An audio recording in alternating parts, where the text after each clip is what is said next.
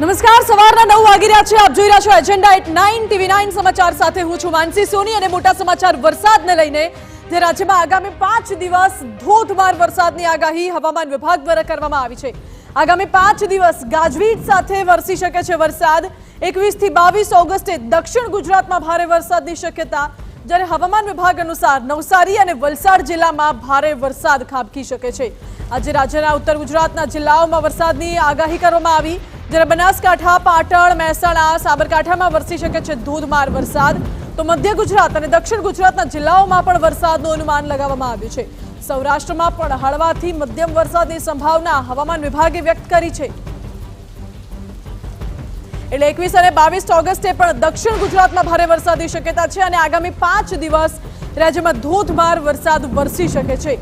ઉત્તર ગુજરાતમાં જ્યાં વરસાદની ઘટ છે, સૌથી ઓછો વરસાદ ઉત્તર ગુજરાતમાં નોંધાયો. આ વખતે ઉત્તર ગુજરાતમાં પણ સારો વરસાદ પડે તેવી આગાહી કરાઈ છે.